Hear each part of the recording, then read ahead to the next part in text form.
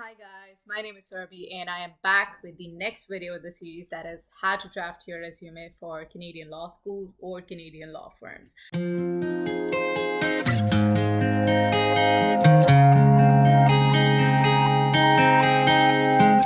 So the format I am going to discuss with you guys today is a pretty standard and simple format. When I first came to Canada as an international student, my resume was 4 pages long and it's super long. It's not really acceptable here by, especially by law firms. Um, it's just over the years I have got advice on my resume from people at career services at UBC, other articling students, other lawyers, other graduate students. I really hope this is going to help you. And of course, if you want to be creative about it, by all means. But this is the most standard format that is used by law students here. Only one important thing that you need to keep in mind in your resume is make sure that it's 2 pages and it's not exceeding 2 pages. So that is one basic rule. And otherwise, whatever I'm going to share with you guys, feel free to move things around in your resume, but restrict it to 2 pages. When it comes to keeping your resume 2 pages long, make sure you're not the font size is not too small. Keep it legible, keep it easy on the eyes. So you don't want to put in too much information in your resume, and in order to fit it in 2 pages, don't reduce the font size less than 11. I think 11 is small still, but don't go below 11. And don't go below 1.15 in terms of your line spacing. And I also like to use Times New Roman in terms of font, because it's just, I find it very professional, and that is kind of the widely used font type in official documents. But up to you.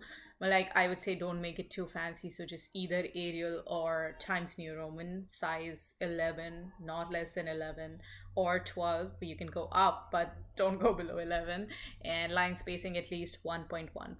So on number one, we have the name and contact information. So not much to explain there, pretty standard. Keep your name. You can see it on my screen how I like to write it. So your name, your address, your phone number, and your email address. You can keep it on the side, either side or in the center. I like to keep it in center, but totally up to you. Number two, we have the education. So when you're just writing down your education, make sure you keep the most recent degree on top. So I have a master's, in LLM common law, so I keep it on the top. That's my most recent degree, and then I mention my LLM, BALLB. And if you have another degree prior to going to law school, mention that, but just go from there. Like, keep the most recent degree on top. And this is pretty much the standard rule for all the things I'm going to discuss later on in this resume, be it your professional experience, your workshops, your competitions, moot court competitions, or, any awards or volunteer experiences. Keep the most recent, like, start from the most recent one and then go from there. On number three, I have my certifications and accreditations. So, as a foreign trained lawyer, I like to mention it on right on front page that I have a certificate of practice in another jurisdiction. So again, starting from the most recent one. Now I'm going to write Law Society of Ontario, but yeah. As of now, I'm writing NCA because that's the most recent certificate I have.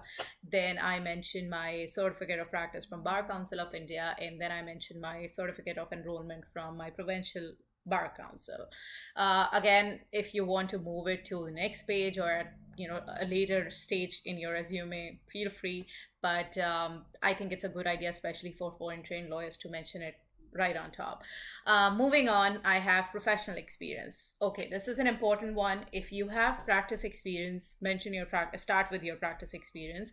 But if you don't have practice experience and you have internships and you want to mention your internships, same rule, start from the most recent ones. But if you have too many internships, for example, if you take my example, I am from India. I went to a 5 year law degree program, and we were supposed to have an internship after every term. So I have 9 internships.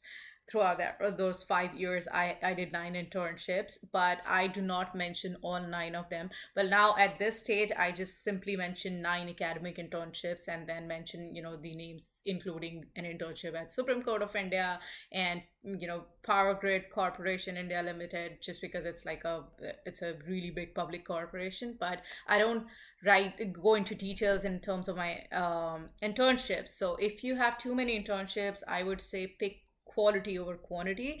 Pick the most important internships that you have and you want to mention. If you have space, just mention all of them. But I think if you're writing, so you can see it on my screen how I like to mention professional experience. So I start with the name and the place, and in the next column I write the dates. But in description, I like to describe what I did as part of that internship or work experience. So I no more do that, because that takes a lot of space in your resume. And well, are you surprised my resume was 4 pages long? But because I did go into detail, and I mentioned online internships with all the details. So I think there's no point of doing that. So just pick the most important internships, and maybe in one line you can mention that I have, so if you're mentioning 3 academic internships with details, you may want to mention a fourth point saying I have, 6 other internships in different levels of course or whatever. Number 5, I have awards and achievements. You can also include any scholarships or any entrance awards you have. You can mention those here. Other than just one point I would like to mention here is make sure you're not going too far back. So only put the most recent ones and most important ones in this section. If you have an award before law school, which is like really old, I would say don't mention it here, because space is of essence. We don't have too much space, so you need to be really picky about what you want to put here. After awards and achievements on number 6, you can write your publications. So I don't have any publications, so I don't have this section in my resume. But if you have any publications, and if you have space, mention it as a separate point. So awards and achievements, and then on number 6, publications. If you have space crunch, maybe club these things together. So awards slash achievements slash publications, or maybe you want to write the title as achievements slash publications. So totally your choice. On number 7, I have the workshops. So for students, if you're applying for a master's program, I don't think it's really relevant to write your workshops here, because you're, as it is, going back to school.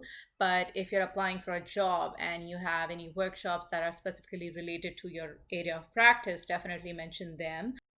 Then I have on number 8 the community involvement. So if you were part of any committees at your law school, mention those. If you were part of school magazine, newsletter, journal, you can mention those. And volunteer experience. So if you were volunteering at your law school in any of the committees, or outside of your law school, let's say with an NGO or something, you can mention those here.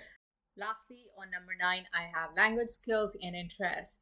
In terms of your language skills, if you actually, someone suggested me that I don't have to write English specifically there, so I can only write Hindi and then full professional proficiency in Hindi. But I still mention English just because it's not my native language. So up to you. But if you know more languages, because I only know Hindi and English, and yeah, those are the only 2 languages I can read, write, and speak. But if you know more languages, mention them. If you have space, mention them in separate points. If you don't have space, you can write them in one single line. In terms of your interest, I would say be specific, give specific examples. So don't just write traveling or sports. Tell them what kind of sports. So if you play cricket, volleyball, basketball, whatever that may be, specify the kind of sport you're interested in, and specify the kind of traveling you're interested in. So if you like hiking, trekking, adventure camping, mention those.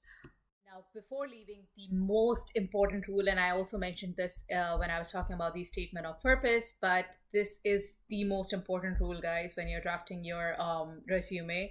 Make sure there are no spelling mistakes whatsoever. So use softwares like Grammarly, use softwares.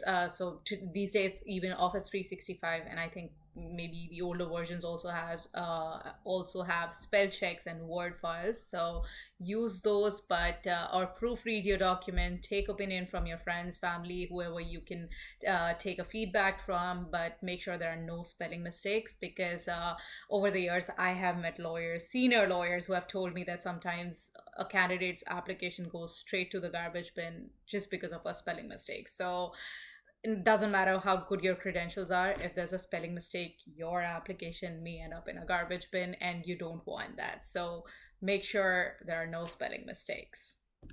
So that is it on resume writing, guys. If you have any questions, again, feel free to comment on the video or send me a message on LinkedIn. And I will see you soon with my next video. These days, I am busy with my own job search and house hunting, but I'll try to get the next video to you as soon as possible. Until then, take care, stay safe, stay at home. Bye.